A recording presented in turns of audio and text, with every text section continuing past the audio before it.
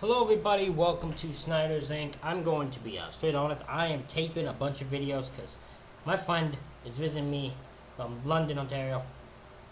And he's going to be probably taking up most of my time, and I'm probably going to end up doing a bunch of random shit in here. He's staying the night Monday as you're seeing this. So, yeah, I got to film my stuff. He's here for a week. I don't know if I'll be super busy every week. There might be days I just don't end up uploading anything, and for them, I apologize. We'll try to. I'm going to try to get at least something each day, but there's no guarantees. But, anyways, we got video here today. This is 3 horrific true restaurant horror stories. We're going to get right into this, ladies and gentlemen. Hit the like button, subscribe button, comment your thing down below. Let's go. This video's theme is restaurant stories because of today's sponsor, Factor 75, which is a service that lets you skip all the shopping, cooking, and cleaning by delivering fresh, never frozen, dietitian approved. 5. I went on a solo trip to Rio de Janeiro. My favorite DJ would be there that weekend, and I always wanted to go anyway. I've traveled solo many times in my life and never had any issues. Airbnbs aren't expensive a little outside of the city, and the one I was staying at was very nice and comfortable. It was its own little one-floor house, but the whole inside was very modern and clean. The Friday that I landed, I unpacked at the Airbnb, grabbed dinner, and went to the rooftop venue where the DJ would be performing. The first day and night all went well, and I met some really cool people at the rooftop. James, Ethan, and Jess. Ethan and Jess were dating. James, I guess, was third wheeling on the trip. The next day, I met up with them as they were also on a trip here. We got brunch together, then we checked out some of the sights together, like the Christ Redeemer and Sugarloaf Mountain, and then we hit the beaches. Unfortunately, they had tickets that they had already bought to another show that night, which I couldn't go to, so I was back to my solo ventures, which was fine. I still found things to do. Eventually, when I was hungry, I walked back in the direction of the Airbnb towards the outside of the city. On the way back, I stopped at a restaurant I found. I can speak a little Portuguese, but I'm by no means fluent.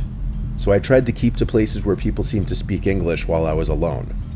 The menu on the window had some English writing, so I went inside. This restaurant was kind of small and dark. A lot of the restaurants in the area were expensive, but this one seemed affordable, so I stayed. The dining space was very long and narrow. It wasn't really busy. There were a few people sat further down at a couple tables. Then there was a man seated at a table basically next to mine. He was about 50. I wondered if he was another tourist. He and I were the only 2 people seated alone in here.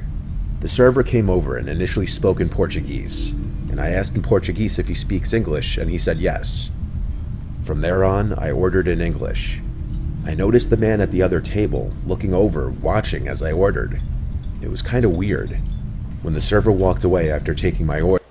Man, if someone's staring at me while I'm ordering, I'm gonna call you out. What do you want? Do I have something that you want? Do I got some?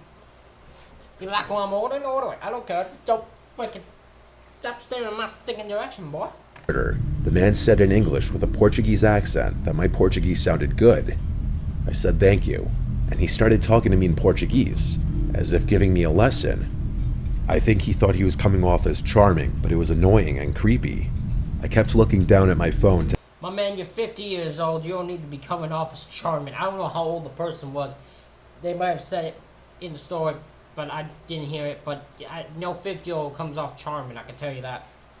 Act distracted, but he'd keep talking to me, both in English and in Portuguese. I'd humor him to be nice and not create awkwardness, and I tried my best to converse with him in Portuguese, as he'd correct my mistakes while trying to speak. Oh, that's so The conversation was basically where I'm from, why I'm here. If I started talking to someone and they kept correcting me in a different language, I'm like, I'm done talking to you. You're pissing me off. Don't stop correcting me. What I did today and where I'm staying. I kind of just made up that I'm staying with a friend. What really creeped me out was when he told me how sexy I am when I talk in Portuguese. Oh. I was hoping he was leaving soon, but a part of me died inside when I saw the waiter bring him his food. Luckily, my food didn't take long. I got some pork stew dish. The man asked how it was. I told him fine. He stopped talking as much now that he was eating, thank God. I ate quickly. When I was done, I hurriedly asked for the check just because I didn't want to converse with this man anymore. The man also asked for the check right after I did, which I found so annoying and strange. He wasn't even done eating. Once I paid, I got up and walked out. The man said something in Portuguese, but all I said was bye and kept walking. It was dark out now, and the streets were... I'm telling you right now, my man got up and started. Listen, she's a girl, right? I'm gonna assume this is a girl. If it's a girl, she gotta be a bit more cautious. If I was a guy, the guy started telling me, won't you? If the Portuguese, I don't know what he'd even say, but I'll tell him right now. If you follow me, I'm gonna clothesline your ass. That's all I'm saying. Were a little less lively. I was walking for a while when I came to an intersection. While waiting to cross, I noticed the man from the restaurant across the street. He was definitely looking at me, but looked away the opposite direction when I noticed him. Maybe he had to walk the same way. It wasn't that unlikely. I continued to walk back, and as I was getting closer, I kept turning back just to see if he was still in sight. He wasn't. I arrived to the Airbnb. I got to the front door and looked around one more time, and I noticed way down the block, that man standing on the corner by the intersection. He was staring in this direction. I felt my heart drop. He was following me. I let myself inside the house and locked the door. Then I closed all the blinds. Now he knew where I was staying. I panicked and called my dad and told him. He told me to just be alert and make sure everything is locked, and to maybe keep a knife by me. It was a Saturday night, and my flight wasn't until late the next day, so I did want to go out. Eventually, I called an Uber to a bar in the downtown area, and I went to a venue having a house music night. I was there for maybe a couple hours before calling an Uber back to the Airbnb. When I got back, I let myself into the house kind of drunk. I sat down on the couch just to relax for a bit, but I noticed something. I heard the sound of the outside, and then I saw the blinds to one of the windows blowing from the breeze. The window in the kitchen was open. I had all the windows shut because the air conditioning was running. I immediately knew to get up and leave the house quickly. I called the emergency number and did my best to articulate to the operator in Portuguese that there was a home break-in. The police showed up in a matter of minutes, and I came out from behind the bush I was hiding in across the street when they did. One of the police officers did speak a little bit of English, so I was able to tell him that the window was opened and I was being followed earlier. The police entered the house and yelled things I didn't understand. The moment I saw them walking outside with a man from the restaurant in handcuffs was the most shocking moment of my life. The man from the restaurant had broken into her place. That is insanity. I will also say, it was a good eye and remembrance by this person that they had broke that they remembered that all the windows were closed because the AC was on. So when the window was open, they knew get out. Get out. That's not, you didn't have that open. The reason it's good to remember that, my drunk ass wouldn't have noticed it. I don't, like, unless I had a real moment of, like, I guess in their case, they're probably way more on guard. That probably thing, like, I'd remember now if I came in here if something wasn't right. For the most part, so. The mix of emotions I felt, disbelief, yet relief, but also horrified. If I hadn't called the cops, if I had gone into the bedroom where he was probably hiding, I didn't even want to think about it. He was taken away, and I never had to see his ugly, creepy face again. I'm glad he was stupid enough to not close the window behind him. I should have listened to my dad and locked all the windows as well. I just never imagined he would actually climb through one, though. He absolutely would. Listen, I'm telling you, if you feel you're being followed, you feel danger, lock all windows and doors. Just don't think they won't break into things, because they will. They will not even hesitate. I left the next day, and haven't returned to Brazil since. I don't blame you. Story 2 by Alice. It was the holidays. Most of my friends were away, so I had decided to look for a part-time job to earn a bit of money. After waiting around for about a week, I finally got a call from a nearby restaurant asking me to come in for a trial. I had a fair bit of waitering experience, so I wasn't too surprised when the owner offered me the position. The place had a really creepy atmosphere to it. It was small, dimly lit, and every so often, a terrible smell would circulate through the air. It wasn't somewhere I would have usually gone for. Oh my god, is this the restaurant of corpses? Did this guy have a bunch of dead bodies just in the area? But I needed the money and kept reminding myself that I'd only be here until college started back up. Anyway, it was around 10 p.m., and I was out the front by myself, cleaning the cutlery while I waited for the last table to leave. It was a table of 4 big guys. They were pretty rough looking. In fact, if I passed them on the street, I would have assumed they were homeless. Half an hour passed, and they finally got up to leave. I smiled as one of them came to the register to pay. "That's $42.50 altogether," I said. He immediately handed over a bunch of crinkled notes with a big grin on his face.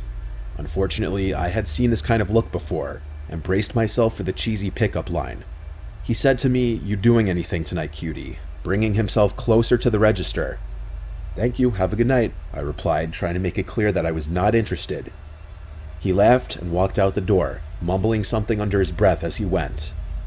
As soon as he was out of sight, I quickly cleared the dishes, cleaned down, and got changed out of my staff uniform. I waved goodbye to the last kitchen hand as I walked out the door and into the night. My house was only... In that scenario, I feel like the worst thing I'd do is want to rush out there right away. I don't think I'd want to do that. a couple of blocks away, so every night I walked to save gas. I had only walked for about 5 minutes when a loud whistle startled me. I looked off into the direction it came from and froze in fear. It was the same guy from the restaurant. He was on the opposite side of the street, signaling for me to come over with a large grin on his face. I took a pause before my instincts kicked in, and I started to quickly walk away. My house was still about 10 minutes away, and I could feel him getting closer with every step. Terrifying thoughts were racing around in my head, knowing very well that this could end badly. I turned the corner and started to sprint down the footpath. I felt tears gather up in my eyes as loud footsteps followed closely behind me. I didn't look behind out of fear, when all of a sudden a hand firmly grabbed my shoulder and yanked me backwards. I turned to see the man. His face was red, and his grin had morphed into a furious expression. He put his finger up to his lips. "Don't scream or I'll cut you," he whispered. At this point, I was ready to accept my fate, when out of nowhere, I felt a sudden burst of rage explode inside of me. I grabbed his face and dug my nails deep into his eyes. The man let out a loud, horrible noise as he clenched his face in pain. I took this chance and made a run for it. She was that thing, but some instinct inside of her was like, nope, you're not letting that happen. Screw that, and people just took over. It was like some spirit took over inside of her. It was like, nah, I ain't letting this happen to you. Just freaking ran on his face. I ran all the way back to my flat, and after struggling to put the key in the door, I managed to get inside. As soon as I shut the door, I collapsed down onto the ground out of exhaustion and started to cry. My roommates all rushed down the stairs to see if I was okay. After walking me to a couch, I explained what happened. They were all shocked, whilst at the same time happy to see that I escaped from the man. I rang up the restaurant and quit the next day. It was a shame, really. The owners were so kind, and I really didn't mind the place. But I was too terrified to return, knowing that that man could be waiting for me. I've started back at college now, and I'm slowly recovering from that incident. Sometimes I do get nightmares just thinking about what may have happened if I hadn't attacked that man like I did. I will say good on Alice for just having an instinct to not let anything bad happen and going out. Thank God she actually got away from that.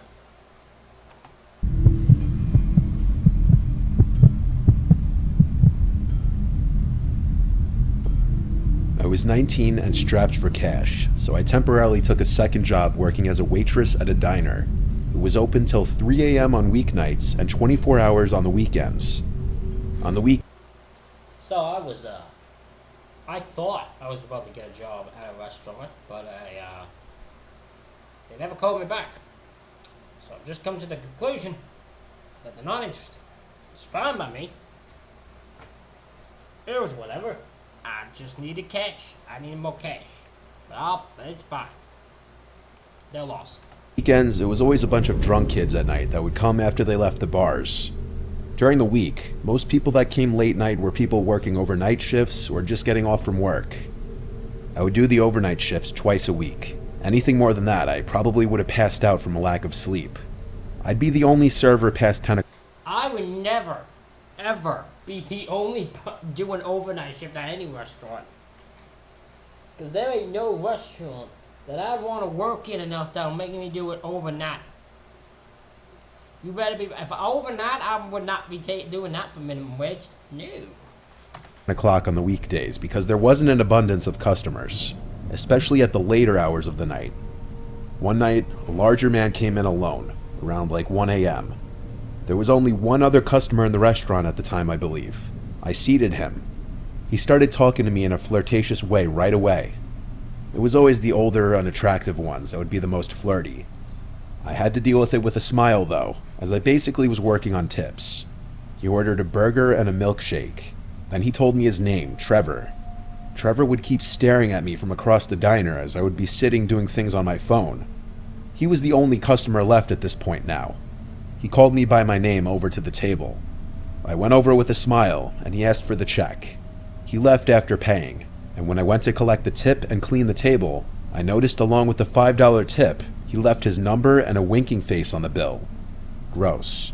I crumpled it up and threw it away. I thought that was the end of Trevor and I's story, but it wasn't. A few nights later, in came Trevor again, super late at night when no one else was in the place. I greeted him and sat him to a table. He actually hit me with a "how's my favorite server doing tonight?" which was odd considering I only served him one time. He again started some conversation with me, and I was way too exhausted for this, but I had to put a smile on my face and entertain it. See, that's why I can't be a waiter. And even if I worked at a restaurant and the one would have hired me, I wouldn't have been a waiter. I'd been like a dishwasher or something like that. I ain't meant for human interaction. As you can tell by watching me, I am not meant for right, honest, fake a smile type human interaction. I'd be the most honest waiter there are. They would be like trying something, but I don't want to talk to you right now. Okay, I don't want to. Just order food. Tell me what you want. Like, I ain't made for that human. I just ain't for that meant to fake that shit. I can't do it. I'm too real of a guy to do it. I can't. I thought maybe this time he'd give a better tip if I acted interested, but that backfired because he mistook my friendliness as interest and invited me to come on his boat sometime. I asked what kind of boat it is to play along, and he showed me a picture of this tiny little thing that could barely fit 2 people based on the looks of it. I said, "Oh wow, my dad has a boat too."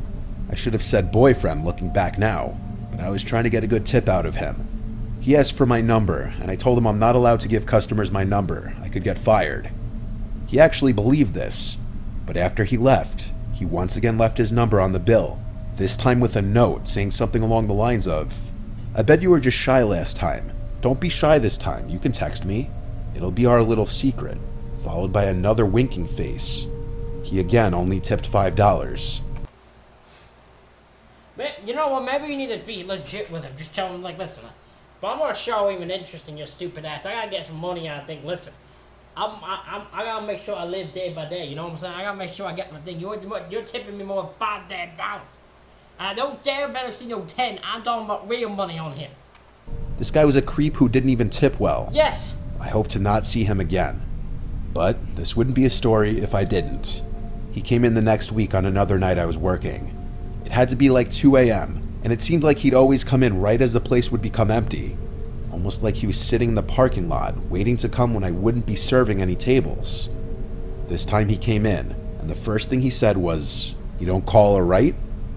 But he didn't say it with a smile, he said it with a serious face. I told him I'm really flattered, but I really can't text customers. He didn't say anything, he just walked out. I was relieved, honestly. I'd rather he just stopped coming in. The next day, while at my other job, I got a text from one of the other waitresses asking if I knew who the fat bald guy was. I said, "Yeah, he's so creepy. Why?" She told me that he asked for my full name. I asked her if she gave it to him, and and she said yes. I was honestly really upset, and this made me uncomfortable. She said that he claimed he just wanted the name of the really amazing waitress from last night. Later that day, I got a text. I don't think you should be legally, I don't think they should be allowed in any situation to give your full name. Why would they give, even if it was like, hey, who's the legal waitress? You shouldn't give them their full fucking name. You should just give them the first name. That is I would quit that restaurant, that diner thing, immediately from that. But now, you guys are weird. I don't know what the hell you're doing giving my full name to people who don't. Oh, fuck that. It was from Trevor. He said, "Hey, it's Trevor, your favorite customer. I know you said you can't give your number out, so I took it upon myself to get it myself. Now you didn't break any rules, haha." I was at a loss for words. I blocked the number and hoped that would be the end of it. You know it ain't. Later that week, after I got off from work, I found an envelope tucked under my windshield wiper. I grabbed it and got in my car. Its contents were disturbing. It was a bunch of pictures of me in the diner, taken from the parking lot. The pictures got more disturbing though, when they started being of my apartment and of me standing on my front deck or unlocking the front door. Most disturbing of all was a picture taken through the front window at night. I drove straight to the police precinct with the photos to report this. These pictures, accompanied with the text I received from him, was damning enough. I stayed at my parents' house that night, and the next day, a detective called that Trevor guy and told him if he continued to contact me, it would be considered harassment and he would be arrested. I still quit the job at the restaurant just to be safe. Of course you would. My lease was up the next month, and so I moved to a new apartment. I didn't want to have any chance of that man finding me again. He was the first and only true stalker I've ever dealt with in my life. Yeah, that's some weird shit. Nah, I wouldn't be dealing with that. I don't blame y'all. I don't blame you at all. Ladies and gentlemen, that is it for this reaction video. Let me know what you think in the comments. Hit the like button, hit the subscribe button. Thank y'all for watching. I'll see y'all for the next one.